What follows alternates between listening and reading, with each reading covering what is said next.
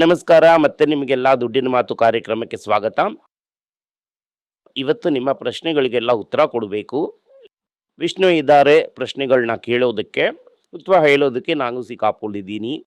ನಮಸ್ಕಾರ ಸರ್, ಎಲ್ಲಾರ್ಗೂ ನಮಸ್ಕಾರ. ನಮಸ್ಕಾರ. ಸರ್, ನಾಳೆ ಮಾರ್ಕೆಟ್ ಹೇಗೆ ಶುರುವಾಗುತ್ತೆ ಅನ್ನೋದು ಹೇಳೋದಕ್ಕೆ ಮುಂಚೆ ನೀವೊಂದು ಹೇಳಿದ್ರಿ, ಈ ತಾರಿಫ್ ಪ್ರಾಬ್ಲಮ್ಸ್ ಎಲ್ಲ. ಅದೇ ಹೇಳ್ಬಿಟ್ರಲ್ಲ, ಇಂಡಿಯಾಗೆ ಟ್ಯಾರಿಫ್ ಇದೆ, ಇಂಡಿಯಾಗೆ ಟ್ಯಾರಿಫ್ ಇದೆ, ಅಮೆರಿಕಾಗೆ ಟ್ಯಾರಿಫ್ ಇಲ್ಲ.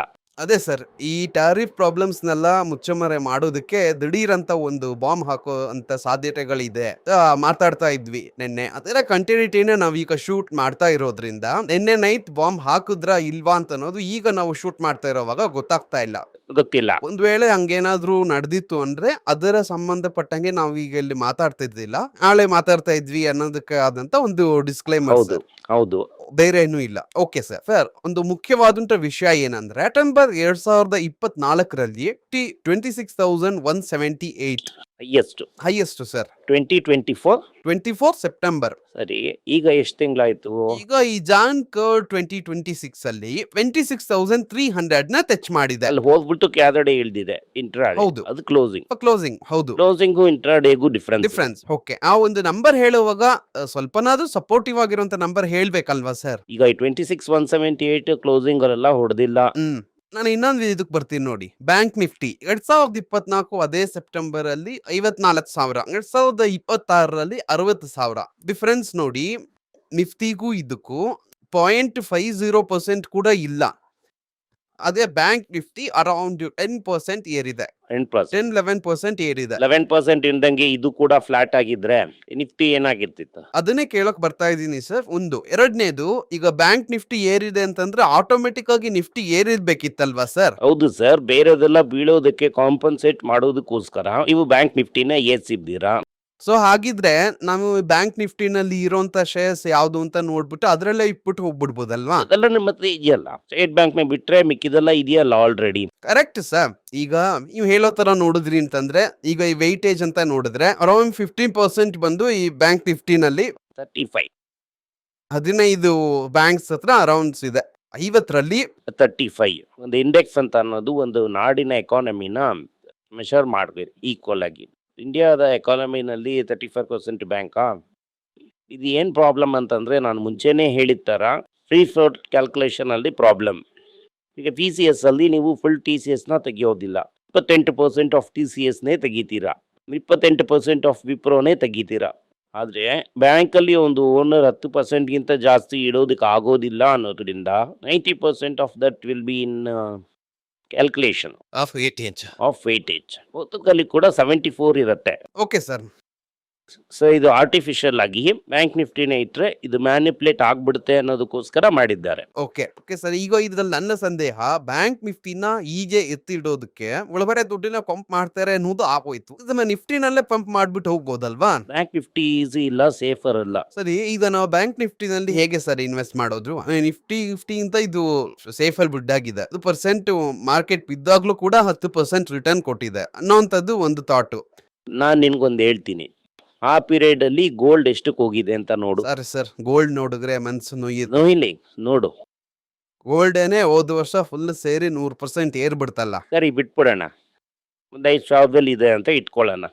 ಅದರಿಂದ $5,000 ಹೇಳ್ತಾ ಇದ್ದೀರಾ? ಗೂಗಲ್ ಎಲ್ಲಿತ್ತು ಅಂತ ನೋಡಿ, ನಿಕ್ಕಿ ಎಲ್ಲಿದೆ ಅಂತ ನೋಡಿ.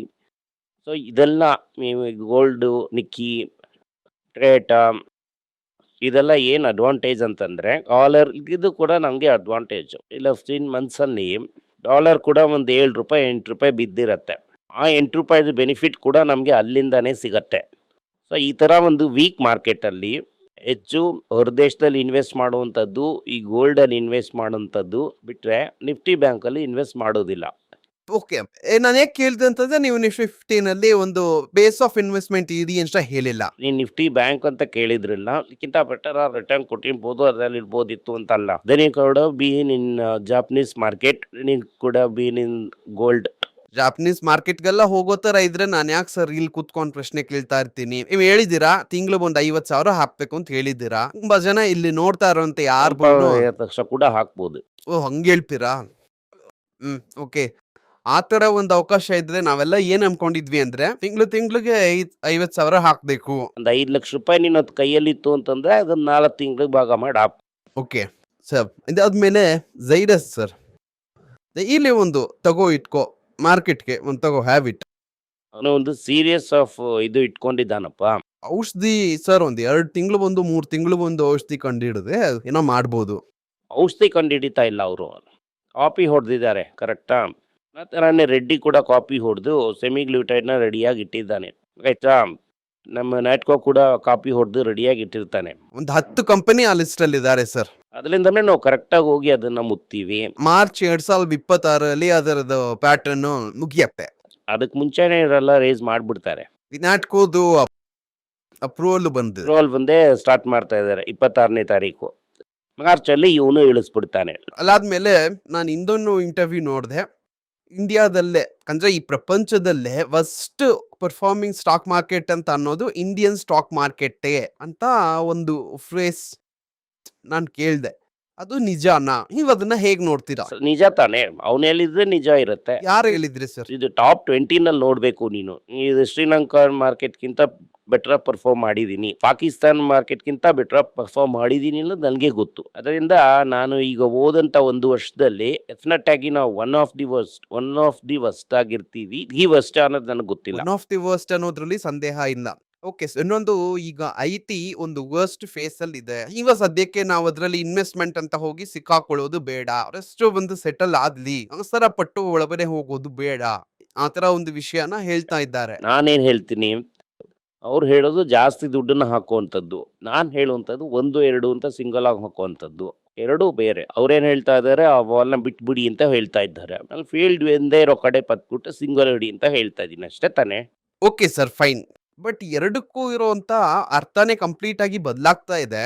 ಇದು ಎರಡು ವಿಧವಾದಂತ ಜನಗಳಿಗೆ ಹಂಗ ಅರ್ಥ ಮಾಡ್ಕೋಬೋದಾ ಸರ್? ಹಂಗಲ್ಲ, ಇದಷ್ಟೇ ಸೇಫ್ಲ್ ಆಗುತ್ತೆ ಅನ್ನೋದು ನಿನಗೆ ಗೊತ್ತು. ಅದೇನೇ ಮುಂದಿನ ಪ್ರಶ್ನೆ ಸರ್. ಅಲ್ಲ, ಅಲ್ಲಿವರೆಗೂ ಕಾಯ್ತಾ ಇರೋದು ಬೇಡ. ತಿರ್ಗಾ ಬೌನ್ಸಾಯಿ ತಿರ್ಗಾ 4,000 ಹೋಗ್ಬಿಡ್ತು ಅಂದ್ರೆ ಸಿಗುವಾಗ 1-2 ಅಂತ ಆಸ್ಕೋತಾನೆ ಇರ್ಬೋದು.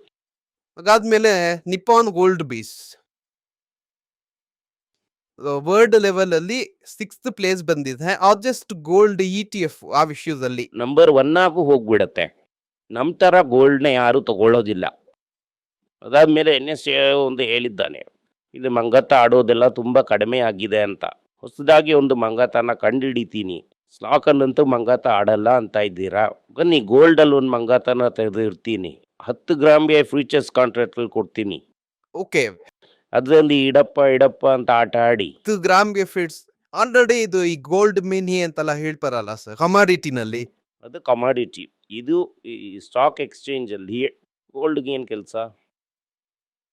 ಅದನ್ನ ETF ತಗೊಂಡ್ ಬಂದಿದೀವಲ್ಲ ಸರ್, ಇದು ನೀವು ಅವತ್ತೇ ಕೇಳಿರ್ಬೇಕಿತ್ತಲ್ಲ, ಸ್ಟಾಕ್ ಎಕ್ಸ್ಚೇಂಜ್ ಅಲ್ಲಿ ಗೋಲ್ಡ್ ಏನ್ ಕೆಲಸ ಅಂತ. ಸರಿ, ETF ಇದು ETF ಅನ್ವಲ್ಲ, ಫಿಸಿಕಲ್ ಗೋಲ್ಡ್ ತಾನೇ ಮಾಡ್ತಾ ಇದೀಯಾ? ಇದು ಫಿಸಿಕಲ್ ಗೋಲ್ಡ್ ಡೆಲಿವರಿ ಗೋಲ್ಡ್ ಆಗಿ ಕೇಳಿ ತಗೋಬೋದಲ್ವಾ? ನೀವ್ ಎಲ್ಲೂ ದುಡ್ಡನ್ನ ಚೆಲ್ತಾ ಇದ್ದೀರಾ, ನಮ್ಮ ಹತ್ರನೂ ಒಂಚೂರು ಚೆಲ್ಲಿ. ಅಮ್ಮಯ್ಯ ಏನು ಹೇಳ್ತಾರೆ ಅಂತಂದ್ರೆ, ಮಿಡಲ್ ಕ್ಲಾಸು ದುಡ್ಡು ಬಿಡುತ್ತೆ, SCT ಕಟ್ಟತ್ತೆ, A1 to A7 ದುಡ್ಡು ಮಾಡ್ತಾರೆ. A1 to A7 ಅಂತ ಹೇಳಿದ ಕೂಡಲೇ ಒಂದು ಕತೆ ಹೇಳ್ತೀನಿ. ರೇನ್ಸ್ ಕಮರ್ಷಿಯಲ್ ಫೈನಾನ್ಸ್ ಅಂತ ಒಂದು ಕಂಪನಿ ಇಷ್ಟು ದಿನ ಯಾಕೆ ಕೇಸ್ ಹಾಕಿಲ್ಲ ಅಂತಂದರೆ, ಆಕ್ಸಿಸ್ ಬ್ಯಾಂಕ್ ಇವತ್ತು 40 ಕೋಟಿ ರೂಪಾಯಿಗೆ ಕೇಸ್ ಹಾಕಿದ್ದಾನೆ. 38.5 ಕೋಟಿ ರೂಪಾಯಿಗೆ ಕೇಸು. ಆ ಕೇಸಲ್ಲಿ ಓನರ್ ಮಗ ಅವ್ರನ್ನೆಲ್ಲ ಬಿಟ್ಬಿಟ್ಟು, ಅದೇನೋ ಪಾಪ ಕೆಲಸಕ್ಕಿದ್ದಂಥ ಓಟರ್ ಡೈರೆಕ್ಟರ್ ಮೇಲೆ ಒಂದು ಸರಿಯಾಗಿ ನಮಗೆ ಬ್ಯಾಲೆನ್ಸ್ ಶೀಟ್ ತೋರಿಸಿಲ್ಲ ಅಂತ ಅವನ ಮೇಲೆ ಕೇಸ್ ಹಾಕಿ ಈಗ ಕೇಸ್ ಮಾಡಿದ್ದಾರೆ. ಇದು ಯಾವ ಊರು ನ್ಯಾಯ? ಈಗ ನಾನು ಫ್ರಾಡ್ ಮಾಡ್ತೀನಿ, ವಿಷ್ಣುನ ಹಿಡ್ಕೊಂಡು ಹೋಗ್ಬಿಡ್ತಾರೆ. ಇದು ಹೆಂಗೆ ನಮ್ಮ ಕಾನೂನು ಕೆಲಸ ಮಾಡ್ತಾ ಇದೆ ಅಂತ ನೋಡಿದ್ರಾ? ಮಾಡೋ ಯೋಗ್ಯತೆನೂ ಅಲ್ಲ, ನಾನು ಮಾಡ್ತೀನಿ ಕಂಪನಿನಲ್ಲಿ. ಕೇಳೋದು ನನಗೇನು ಗೊತ್ತಿಲ್ಲಪ್ಪ, ವಿಷ್ಣುನೇಪ್ಪ ಮಾಡಿದ್ದು, ವಿಷ್ಣುನ ಹಿಡ್ಕೊಂಡು ಹೋಗಿಪ್ಪ. ಹಿಂಗೆಲ್ಲ ಮಾಡ್ತಾರೆ ಅಂತ ನೋಡಿ. ಆದ್ರೆ ಇವತ್ತು ಆಕ್ಸಿಸ್ ಬ್ಯಾಂಕಲ್ಲಿ ರಿಲಯನ್ಸ್ ಕಮರ್ಷಿಯಲ್ ಫೈನಾನ್ಸ್ ಕಂಪನಿನಲ್ಲಿ ಹೇಳಿ, ಬಟ್ ಈಗ ರಿಲಯನ್ಸ್ ಕಾನೂನು ಕೆಲಸ ಮಾಡ್ತಾ ಇದೆ ಬಾಸ್. ಅದನ್ನೇ ತಾನೇ ಸರ್ ಎದುರು ನೋಡಿದ್ರಿ? ಹೌದು, ನಾನು ಕೇಳಿದ್ದು ಬೇರೆ, ನಡೆದಿದ್ದೇ ಬೇರೆ. ಕೆಲಸನೇ ಮಾಡ್ತಿಲ್ಲ ಅಂತಂದು ಈಗ ಕೆಲಸ ಮಾಡೋದಕ್ಕೆ ಶುರು ಮಾಡಿದೆ. Okay sir. ಅಲ್ಲೂ ತುಂಬಾ ಪ್ರಶ್ನೆಗಳಿದೆ ಸರ್. ಏಡಸ್ ಬಂದು ತಾದ್ರೂ ಒಂದು ಔಷಧಿ ಒಂದ್ ತಿಂಗ್ಳಿಗೊಂದ್ಸಲಿ, 2 ತಿಂಗ್ಳಿಗೊಂದ್ಸಲಿ ಔಷಧಿನ ತಯಾರು ಮಾಡಿ ಹೊರಗಡೆ ಬಿಡ್ತಾ ಇದ್ರೆ ಪರವಾಗಿಲ್ಲ. ಹೊಸದಾಗಿ ಡೈಲಿ ಒಂದೊಂದ್ ಬಿಡ್ತಾ ಇದ್ದಾನೆ. ಅದೊಂದು ಹೀರೋ ಸಂಬಂಧಪಟ್ಟಾಗೆ ಒಂದು ದೊಡ್ಡ ಪ್ರಶ್ನೆ ಇದೆ ಸರ್. ವೇನ್ ಕ್ಯಾಪಿಟಲ್ ಈ ಮ್ಯಾನಪೋಲಿಯನ್ಗೆ ಇದಕ್ಕೆ ಓಕೆ ಹೇಳ್ಬಿಟ್ರು. RBI ಈ ತರ ತುಂಬಾ ಪ್ರಶ್ನೆಗಳಿದೆ. ಅಂಡ್ ಕ್ವಾಲಿಟಿ ವಾಲ್ಸ್ ಬಂದಿದೆ. LIC ಒಳಗಡೆ ನುಗ್ಗಿ ಒಂದ್ ಆಟ ಆಡಿದ್ದಾರೆ ಸರ್. ಇದ್ದೇ ಇರ್ತಾನೆ. Okay sir, thank you sir. So ಈ ಪ್ರಶ್ನೆಗಳಿಗೆಲ್ಲ ಉತ್ತರ ಕೊಟ್ಟಿದ್ದೀರಾ. ಈ ವಾರ ಈ ಪ್ರಶ್ನೆಗಳೇ ಸರ್. ಇನ್ನು ಮುಂದಿನ ವಾರಕ್ಕೆ ಇರುವಂತ ಪ್ರಶ್ನೆಗಳನ್ನ next week will follow sir. ಧನ್ಯವಾದಗಳು. ನಿಮಗೆ ಏನಾದರೂ ಸಂದೇಹ ಇದ್ದು ನನ್ನನ್ನು ಕಾಂಟ್ಯಾಕ್ಟ್ ಮಾಡಬೇಕು ಅಂತ ಅನ್ಕೊಂಡ್ರಿ ಅಂದರೆ ಸ್ಕ್ರೀನ್ ಮೇಲೆ ಬರ್ತಾ ಇರುವಂತಹ ಮೇಲ್ ID ಗೆ ಮೆಸೇಜ್ ಮಾಡಿ, ನಮ್ಮ ಟೀಮ್ ನಿಮ್ಮನ್ನ ಕಾಂಟ್ಯಾಕ್ಟ್ ಮಾಡ್ತಾರೆ.